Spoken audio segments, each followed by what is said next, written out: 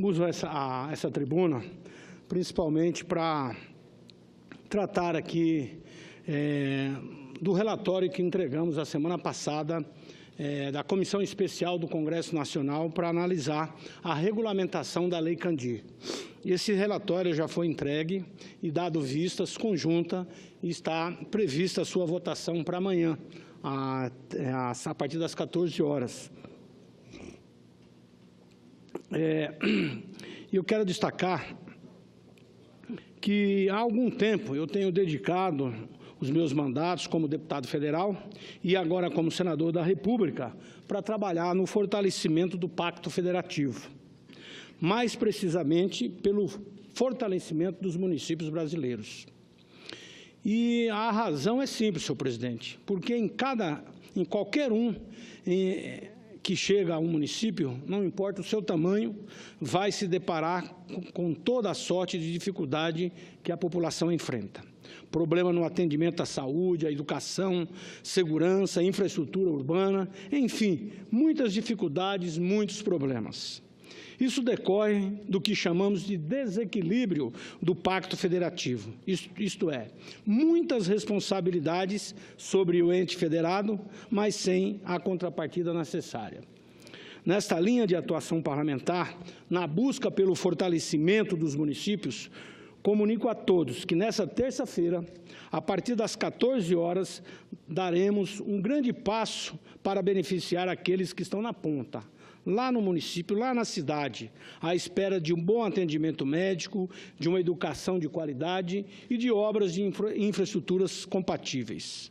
Votaremos o relatório que apresentei à Comissão Especial Mista do Congresso Nacional sobre as alterações da Lei Candir Complementar número 87, a Lei Complementar número 87, de 13 de setembro de 1996, que diz respeito às compensações das perdas do ICMS, o imposto dos estados e do Distrito Federal sobre operações relativas à circulação de mercadoria e serviços de transporte interestadual e intermunicipal e também de comunicação, a mais conhecida como Lei Candir. Agora esperamos vê-lo aprovado, já que se trata de mudanças fundamentais na compensação devida pela União aos estados e também ao Distrito Federal e a todos os municípios brasileiros. Perdas essas, senhor presidente, que causam um profundo embaraço na base fiscal dos entes federados e que são traduzidos por essas situações, como disse, que acabamos presenciando no dia a dia com serviços públicos muito deficitários. O que propusemos nesse relatório, senhor presidente, para o reequilíbrio do Pacto Federativo e, claro, ponderando a grande crise fiscal que atravessamos, foi justamente o diálogo. O caminho de ouvir e debater muito. Ouvimos todos os lados, mesmo entendendo que a elaboração de um bom projeto, visando um bom relatório, visando o interesse público, passa necessariamente pela compreensão de que existe apenas e tão somente um lado, o lado do cidadão. Antes de prosseguir, aproveito para agradecer a todos que estão empenhados nessa luta, do presidente José Priante, a minha companheira senadora Lúcia Vânia, que é a nossa vice-presidente desta comissão, aos deputados federais e demais senadores que integram a comissão especial, os convidados, secretários de Planejamento, secretários de Fazenda, especialistas que estiveram várias audiências públicas conosco aqui e ainda nossos consultores do Senado e da Câmara, além de toda a minha equipe. Quero aqui destacar o trabalho da Associação Mato Grossense dos Municípios, através do presidente Neurilan Fraga, que foi, por sua sugestão, por seu trabalho com a sua equipe técnica, que me apresentou uma base de um projeto de lei, o 288, que apresentei aqui no Congresso Nacional. Sabemos que ainda teremos uma caminhada considerável a percorrer até a conceituação dos objetivos propostos se tornarem reais, isto é, ver os recursos chegando aos municípios e, consequentemente, ao cidadão em forma de bons serviços, tudo isso de forma justa e equilibrada. Importante destacar que esta comissão é fruto da decisão de 30 de novembro de 2016 do Supremo Tribunal Federal, que julgou procedente uma ação direta de inconstitucionalidade, fixando o prazo de 12 meses para que o Congresso Nacional edite lei complementar regulamentando os repasses de recursos da União para os entes subnacionais em decorrência da desoneração do ICMS. Segundo a decisão, caso não haja norma própria regulando a matéria no final do prazo fixado, caberá ao Tribunal de Contas da União estipular as regras do repasse e calcular as cotas das partes interessadas. Portanto, estamos correndo contra o tempo, porque a definição dessas transferências é, com certeza, responsabilidade inalienável deste poder, ou seja, do Congresso Nacional. É inegável que estados e municípios que tanto produzem, como é o caso do meu estado, o estado de Mato Grosso, e também o estado do Rio Grande do Sul, todo o Centro-Oeste, obtiveram uma vitória importante junto ao STF com essa decisão que manda regulamentar estas compensações. Vimos nessa ação, portanto, uma chance quase única de minorar os desequilíbrios do nosso pacto federativo. Desta forma, trabalhamos na elaboração dessa proposta no sentido de, primeiro, fazer com que a nova compensação represente um ganho em relação ao passado recente. Segundo, que os repasses sejam regulares e estáveis, permitindo um melhor planejamento orçamentário por parte dos estados e também dos municípios. Terceiro, que essa nova norma possa ser aprovada com urgência, pois considero inconcebível, bem como arriscado, que este poder seja substituído pelo TCU no exercício de sua competência legislativa. Portanto, os repasses requeridos pela desoneração do ICMS em função das perdas adotadas, cujos cálculos variam de 400 a 500 bilhões ao longo do tempo, requerem uma solução urgente.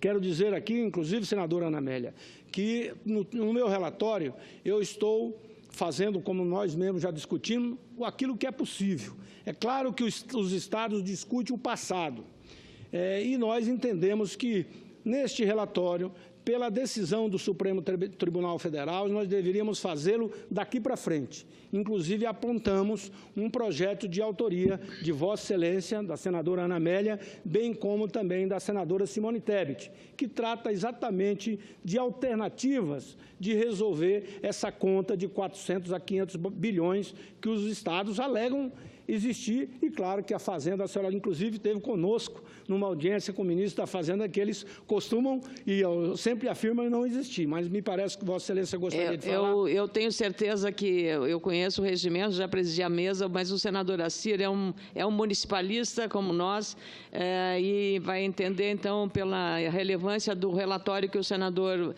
Wellington Fagundes está apresentando como relator dessa comissão especial criada aqui no Senado para tratar da questão das perdas da Lei Candir. Então, senador, eu quero primeiro reconhecer a excelência e o esforço feito por Vossa Excelência. Não é fácil. Os problemas das grandes reformas que nós temos são os conflitos de interesse. A reforma tributária é um deles, porque esbarra entre o interesse da União, dos estados e dos municípios, que são interesses conflitantes. E essa é a grande dificuldade. Então, falando para uma repórter lá do Rio Grande do Sul, ela falava, eu disse assim, o esforço de um relator é para tentar o possível, não o ideal. O ideal nunca a gente consegue, mas é costurar ou fazer uma compreensão e uma análise de tudo que foi sugerido e consubstanciar numa proposta que tenha viabilidade. Não adianta prometer o sonho e não poder realizá-lo. Alguma coisa concreta, como é o projeto de Vossa Excelência, nessa matéria que se arrasta há muito tempo, ao ponto de o Supremo Tribunal Federal ter se manifestado e nós não tínhamos ainda feito o nosso papel. Então, parabéns a Vossa Excelência, me associo às suas preocupações e como Vossa Excelência fez. E agradecer também o aproveitamento da minha sugestão, que eu fiz uma proposta ao Congresso para fazer um acerto contábil entre o crédito, que era da Lei Candir, e o débito decorrente da negociação da dívida do Estado com a União. Então, agradeço a Vossa Excelência e parabenizo pelo esforço feito em relação a esse relatório. Muito obrigado pela parte, senadora Ana Amélia. E incluo no meu pronunciamento e quero colocar que, então, vamos fazer as coisas em fases, né? Então, agora nós estaremos com esse relatório resolvendo o problema do futuro e é bom dizer, senador Assi, que esse futuro também, até agora, tem sido incerto. Em muitos outros momentos, o senador Medeiros tem acompanhado muito essa nossa luta lá no Estado, porque o Estado de Mato Grosso é um dos estados mais prejudicados, porque é o estado que tem mais cumprido o seu papel, o esforço no sentido da exportação e, consequentemente, acaba recebendo menos por esse esforço. Então, e além do que, já tivemos anos que o FEX, que é o Fundo de Compensação das Exportações, não foi pago pelo governo. Eu sempre tenho dito que o FEX o governo paga se quiser e se puder, ou se puder e se quiser. Então, isso leva a uma situação total de falta de condições para, principalmente, os prefeitos, o governo do Estado, poder fazer o seu planejamento. Então, por isso, a nossa luta, e aqui eu quero anunciar que já houve aceitação por parte do Ministério da Fazenda no sentido de tornar, a partir de agora, o FEX como impositivo. Mas, pelo nosso relatório, na verdade, nós estamos juntando os recursos, tanto do FEX como da Lei Candir, para ficar uma só conta, ou seja, ser o mesmo cálculo, o mesmo número, na mesma rubrica. Então, sendo impositivo a partir de agora também, tanto o FEX como a Lei Candir. Senador Medeiros, Vossa Excelência gostaria de... Senador, só para lhe parabenizar por trazer esse tema e parabenizar também o nosso presidente da MM, Neurilan Fraga, vocês dois por estar trazendo essa discussão que vai beneficiar o país inteiro. Os estados que exportavam até agora foram extremamente prejudicados e são estados que contribuíram muito para o Brasil.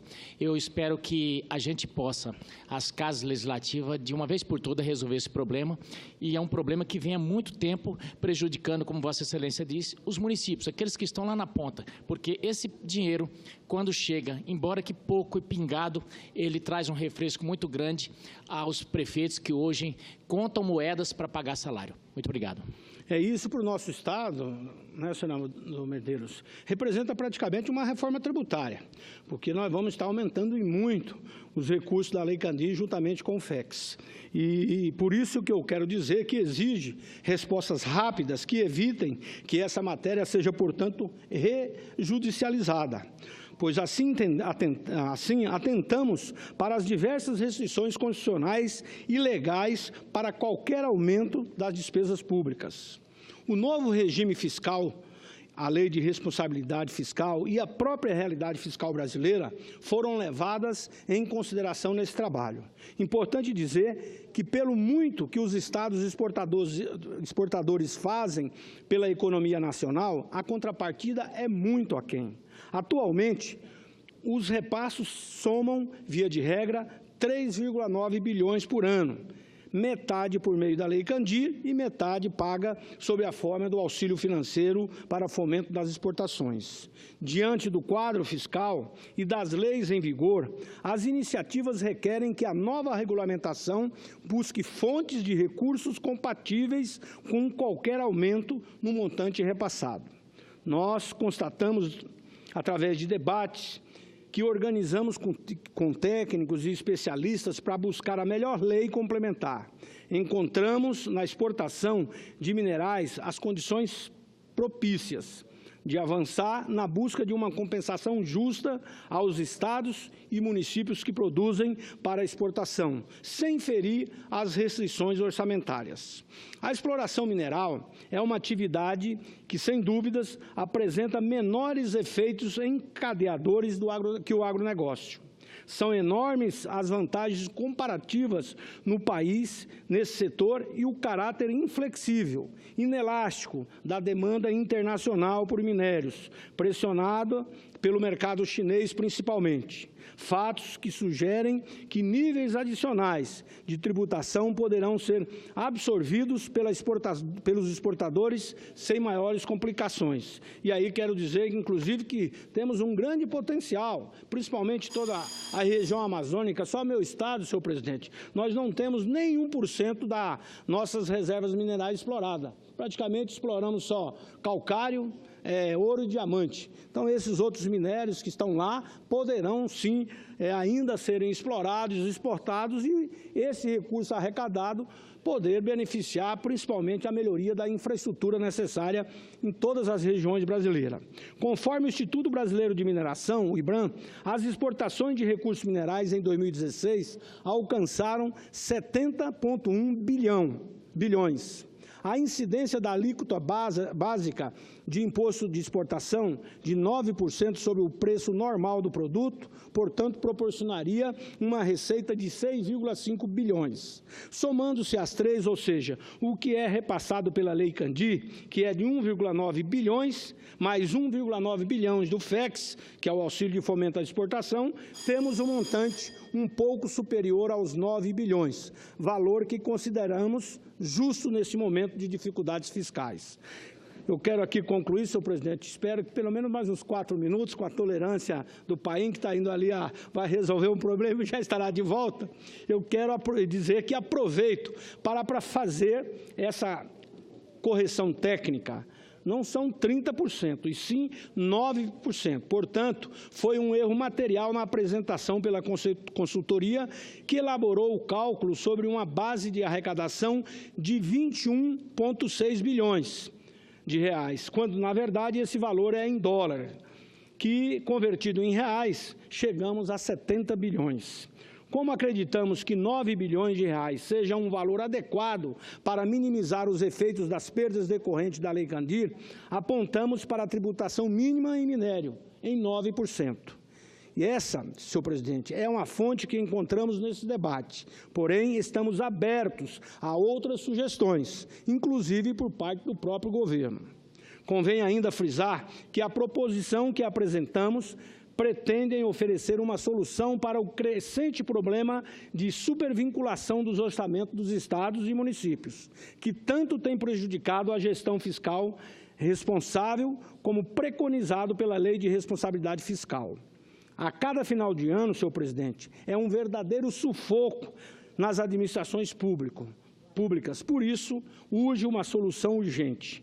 Como ressaltei em meu relatório, esse projeto concorre para minorar as dificuldades financeiras enfrentadas pelos governos, tanto o governo do Estado como pelos municípios. Verdade que os montantes repassados ficarão aquém do que muitos esperam, mas nem por isso deixarão de ser relevantes. Além do mais, o aumento pleiteado é compatível com nossa capacidade de auferir estas receitas que já me referi. Sem prejuízo que esse debate prossiga por meio de outras proposições. A hora é de decidir e de evitar que o Congresso Nacional seja substituído pelo TCU em sua competência-chave, ou seja, a de legislar. Importante ainda destacar nessa proposta, senhor presidente, colegas e senhores senadores e senadoras, é que ela diz respeito a uma medida que considero da mais alta relevância. Ao ampliar essas receitas a estados e municípios, estamos também elevando de forma considerável os recursos para o Fundo de Manutenção e de Desenvolvimento da Educação Básica e Valorização dos Profissionais da Educação, o Fundeb. Fazemos isso ao manter a consignação prevista na Lei Candir de transferir 20% do valor da compensação para esse fundo, que atualmente recebe um pouco mais de 400 milhões. Aprovada a nossa proposta, estaremos assegurando à educação um adicional de 800 milhões para investimento no Fundeb. Fazemos isso porque entendemos que um país pode ter de tudo, absolutamente de tudo, mas não terá nada se não houver um investimento firme e incisivo na educação. Antes de encerrar, senhor presidente, já está chegando o senador Paulo Paim, eu vou aqui só abordar um assunto que é sobre a eleição municipal extemporânea que estamos tendo lá na cidade de Primavera do Leste.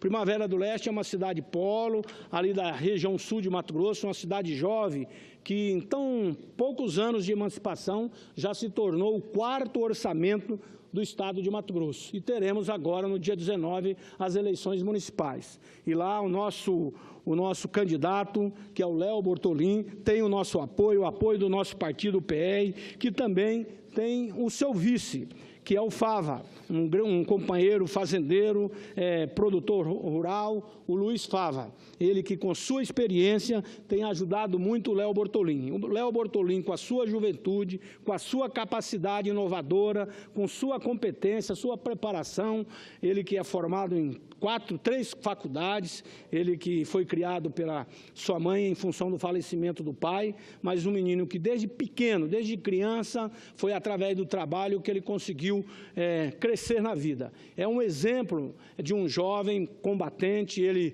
que, como vereador, se tornou presidente da Câmara Municipal de Primavera do Leste, e hoje, na condição de prefeito, em função da vacância do cargo, ele assumiu a prefeitura e, em tão pouco tempo, agora é candidato à reeleição, na condição de candidato à reeleição.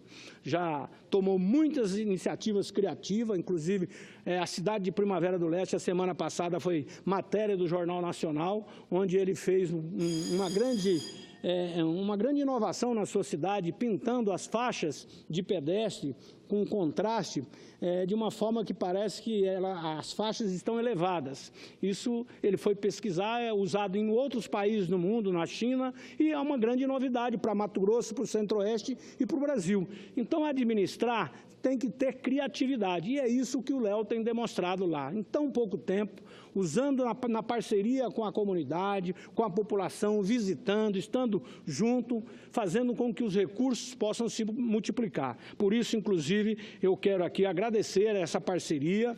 Primavera do Leste é uma cidade que eu sempre tive uma votação estupenda, e também, claro, tive a oportunidade, desde o primeiro ano, quando foi emancipada, estar lá participando como deputado, ajudando em obras importantes, como o serviço de água, primeiras ruas asfaltadas, e agora, por exemplo, conseguimos levar para lá o Instituto Federal de Educação Tecnológica. E, claro, para aquela cidade é extremamente importante, porque os jovens, os profissionais estão se capacitando e, com isso, conseguindo um emprego melhor. Estamos lutando, inclusive, também para levar o curso de medicina, mas o Léo,